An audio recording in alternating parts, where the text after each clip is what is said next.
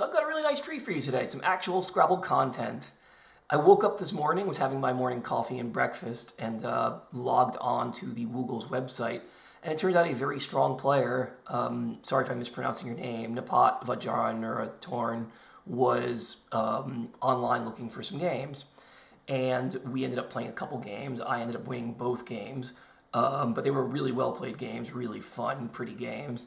The second one I kind of won in a rout, but the first one actually ended up being really, really super close the whole way.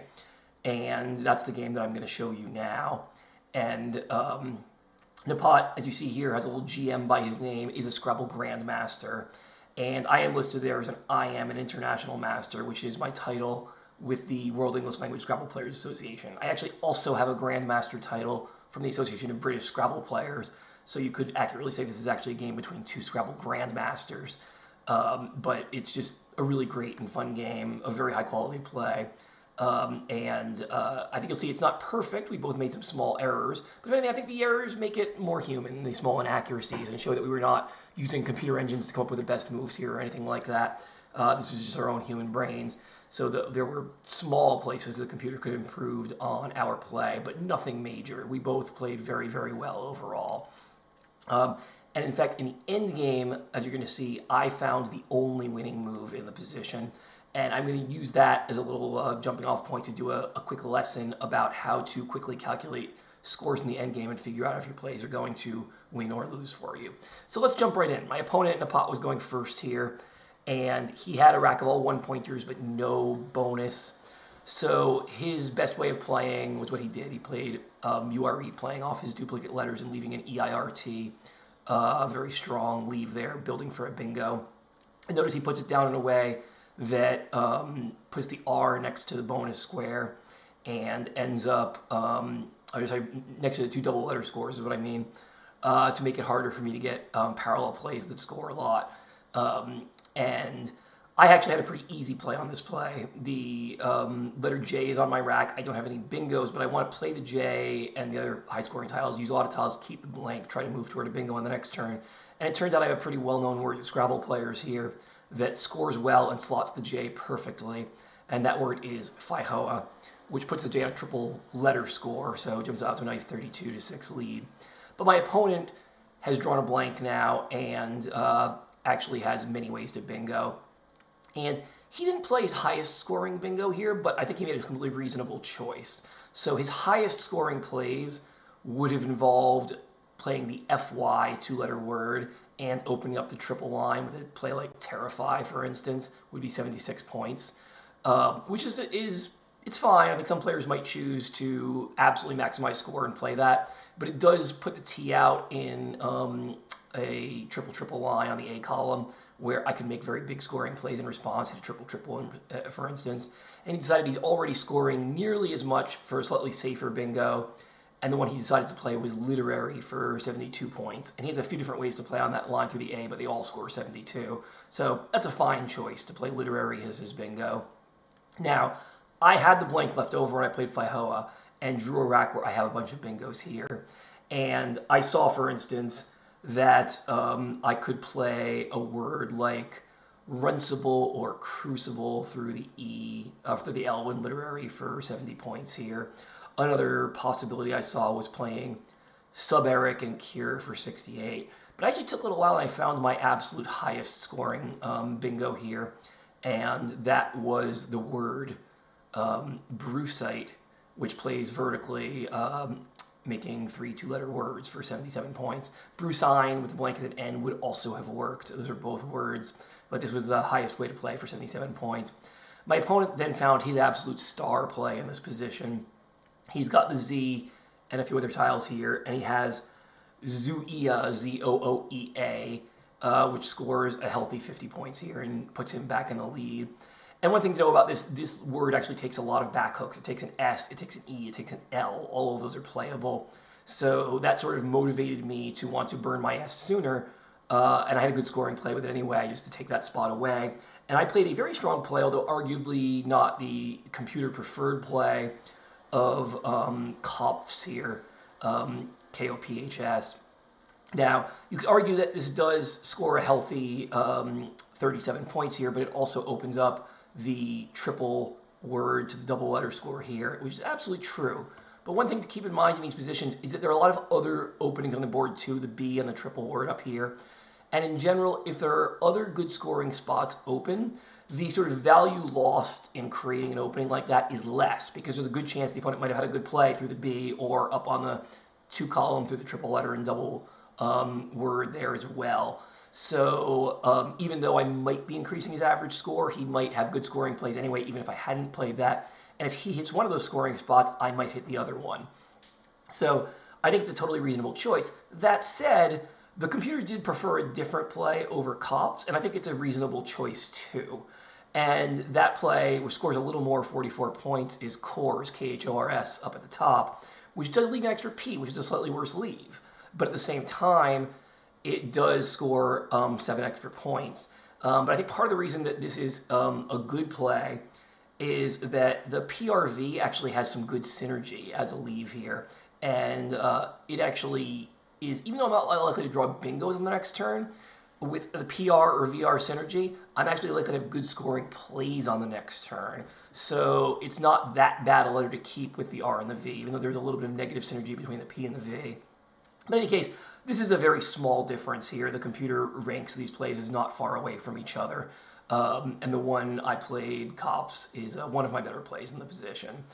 And my opponent then played the word foam, which again may be arguably not his absolute best play, but is a very good play that scores well, takes out that spot, and sort of builds toward a bingo by playing off his duplicate M, leaving himself a relatively good leave of MADE.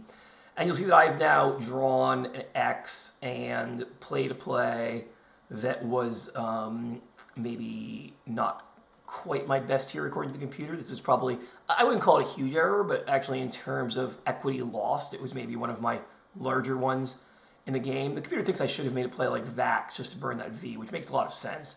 It's not the highest scoring way to play, but it does give me decent bingo chances that EGRS has a really good chance to draw into it. I instead played Axe over on this side of the board. Not quite as good to keep the G, scores a little bit more, but probably not enough more, sorry, the V, not enough more to be worth it. But one of the reasons I did this is actually interesting too. I'm setting up the TEXT hook, and I'm just keeping a volatile board. Now I don't have the T, my opponent might have a T before I do, but part of the reasoning here is that the opponent is likely to keep scoring up top and in other places, and I'm just kind of keeping various volatile things open here and hoping that I may hit some of those spots, he may hit some of the other spots, and we'll keep both scoring here. So if I thought about it, would I choose Vax now over that? Probably I would, but I don't consider this a massive mistake. My opponent now played a very good play of Lambda, and you'll see I was actually rewarded. Despite keeping the V, I actually did draw into a bingo this turn, and I played it in its highest scoring spot here, and that word is Grivets right there. So I retake the lead at 238 to 209. Now my opponent also played a very good play that was his second best play here, but not his absolute best one.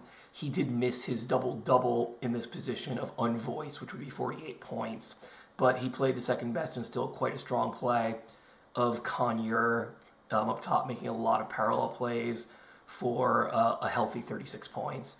And this is actually an interesting moment here in that I have the Q, I have a bunch of other letters, and it's often a tricky choice whether to play off the Q or play through a rack like this, looking for other plays, because I have other plays that can score a little bit more than if I use the Q here, but nothing that's really like that gloriously high scoring. And the question often is like, should I just drop the Q here for QI or QIN, or should I play other things? And a lot of making that decision comes down to what are your scoring chances on the next turn? And one of the reasons I decided it was very worth just playing off the Q here is that I saw that there were a whole bunch of E's remaining, 6 of them, and that if I drew one of those 6 E's, I'd have modernly through the M on the bottom rack, on the bottom there. So I decided to just drop the Q and keep the N, even though you might argue that the N is keeping my rack a little bit more constant heavy. But at the same time, it's not that simple, because the N has good synergy with a lot of the letters. It makes letters like the D more valuable, and also the Y that I am keeping is sort of a semi-vowel and might be able to play it off at certain times. So you could argue for QI, you could argue for QIN, but I think it's a totally reasonable choice what I did here. And my opponent now actually made his highest scoring play and one of his better ones of wiving, making QI right here. And be careful to take it for an S for swiving. And I played my best play here. I drew the T for the text hook, and I had a very nice play that not only scored well, but also cleared a lot of the consonants out of my rack, which was TYND and text on the side for 35 points. So I'm taking a 284 to 282 lead now. And my opponent has a very vowel-heavy rack now and wants to find a good way to use some of these letters to clean up his rack here. And he maybe didn't play the computer highest scoring one, but I'm not even going to pick on that. I think we're getting to the point of the game where simply what the computer says isn't always as accurate, because building for specific words and plays and blocking particular parts of the board is starting to become more important. And I'm not going to spend a lot of time on it, but he made a relatively reasonable choice of G, G-E-E. There might have been slightly better ways to play. They played off a few more vowels, but it's a decent choice.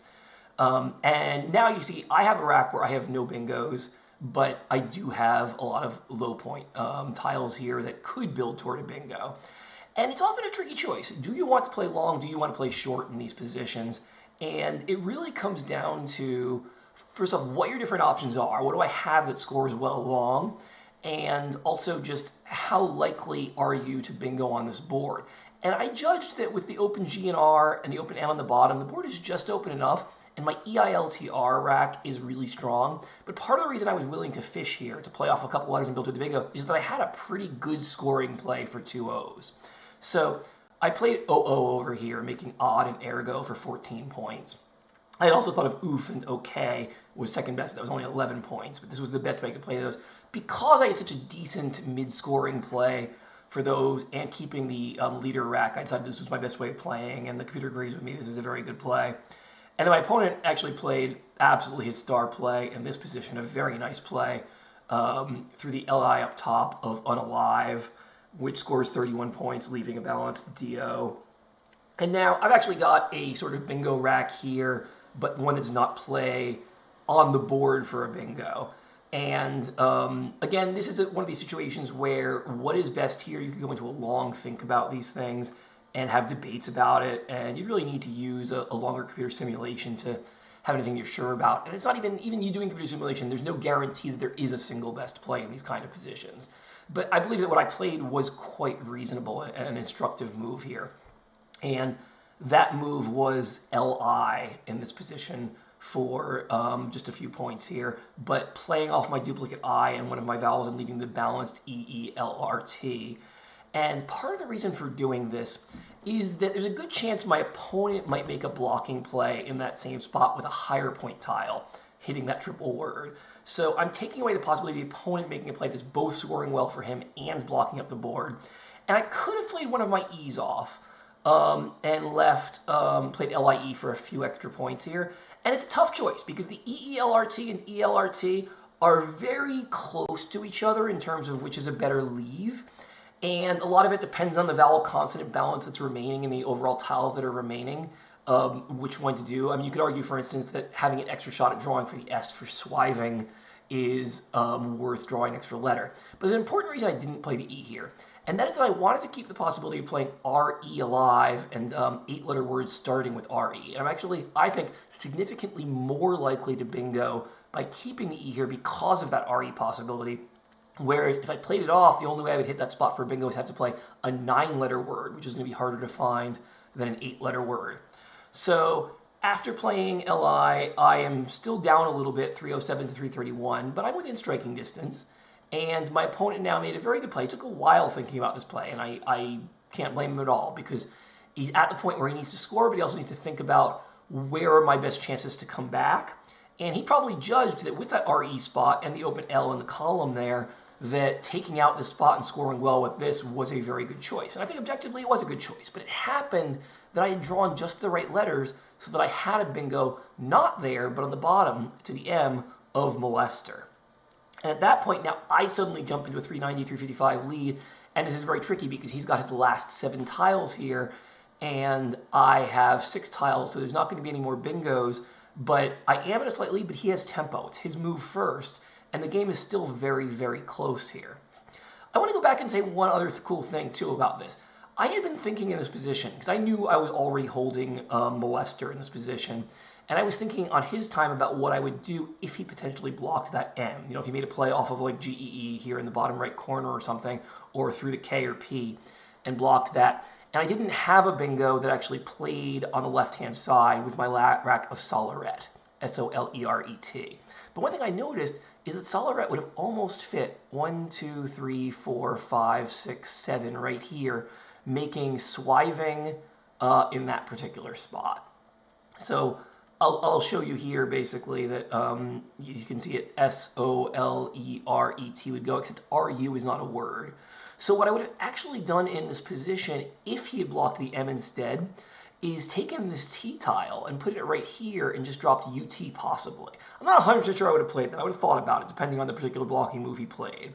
But it was something I considered because there are still several T's remaining, and it actually sets up S-O-L-E-R-E-T as a 7-letter bingo if I do that. And part of the reason I would do that, you can imagine if he made a play down here blocking the M, is that this spot doesn't look that dangerous. And it actually, the RE spot or the L spot over here looks a lot more dangerous.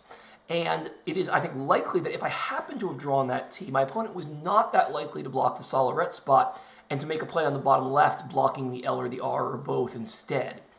And therefore, it's not just a matter of what is the probability of drawing the bingo, it's what's the probability that the spot stays open if you draw the bingo.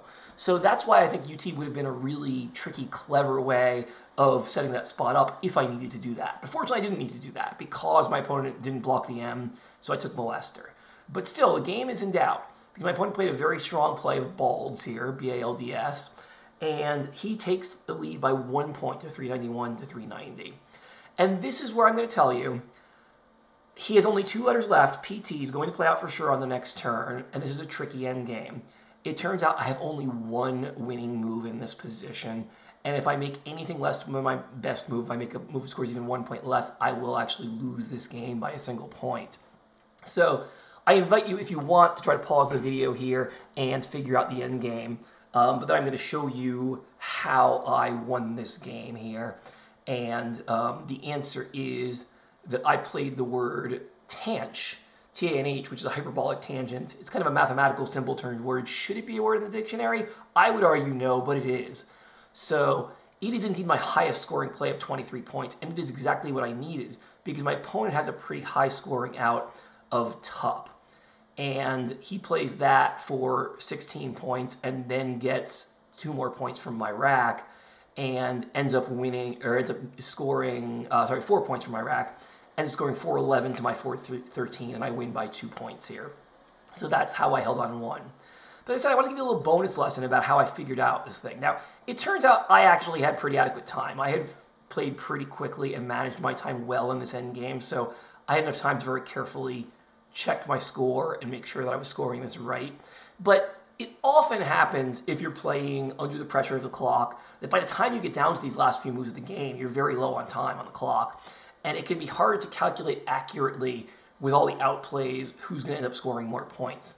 And I want to show you one of the tricks for doing this is that you don't necessarily need to care about the actual gross total of points for each player. What you really care about is the point differential. And you can calculate particular plays by looking at the point differential between them. So I thought of it this way, for instance, to give you an example here. I'm down by 1, and one of the first things I thought of was, what if I just play Than, T-H-A-N, for 14 points here. So this would score 14 points, minus whatever he scores, and minus the 6 points because he gets double the value of my rack here, right? Now, part of the reason I thought of Than as one of my first possible plays is I thought that Pat might be his highest scoring out play, P-A-T, and it's a natural one to want to take out. But I did notice, as I did, that he also had opt at the bottom off of down here that would score the same as Pat. So I'm not actually decreasing the score of his highest outplay, but then I also noticed Tup. I did see Tup, and that's part of why I knew I needed to take so much time in this end game. And I saw that I was not going to score nearly enough points with Tup here. In response to Tup, he would end up winning the game. So let's do the math for how you calculate that. So Than is 14 points, and that means that I'm plus 14 after that play. But Tup for him is going to be 3, 4, 5 for Tup, another 6 for Depp is 11, and then 1, 2, 5, 16 points there. So I'm scoring 14 and he's getting 16, so it's 14 minus 16 is a minus 2, and then extra minus 6 for my play, so it's actually a minus 8. So overall, I am losing 8 points of spread when I was already 1 point of spread down going into this turn, so I'm clearly not scoring enough. I need to have something where I actually end up netting a plus 2 or better to win this game, or a plus 1 to tie the game. Even if I just get a net of 0, I don't win the game because I'm 1 point down going into this turn. But after seeing that, I then thought of the possibility, after balls, of playing nth right here. And I noticed this was a much higher scoring play. And I did look if I had ways to score through the U. And the problem is I don't have anything that's that great through there and no way of actually burning the H. So I don't have a way of taking out his high scoring play and scoring enough to win anyway. And he'll just be able to win with either pat or opt later if I do that. But nth scores 22 points, which comes pretty close, but isn't quite good enough. And the reason I knew this is because, okay, the 22 points minus the 16 for Tup. So that's going to be 22 minus 16 is plus 6. But then I get minus 6 for the AIN, which is 0. So that means a net of 0 on that play if I play nth. And because I'm already down by 1, I will still be down by 1 at the end of the game if I play nth. Because it's plus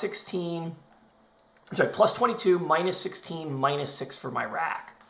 On the other hand, when I chose the play of Tanch, this is now plus 23, only 1 extra point. But the difference is I also have 1 less point on my rack left over, the IN, so it's only minus 4. So this time it's plus 23 minus 16 for him minus another 4. So what that means is that I'm actually getting 16 and 4 is 20, so it's 23 minus 20, a plus 3 net score. And because I was down by 1, I netted a plus 3, I now win by 2. And that's how you can figure that out very quickly, just looking at those differentials of scores rather than the absolute score. And I ended up holding on for a 2-point win. So it was really an extraordinary game. I hope you liked it.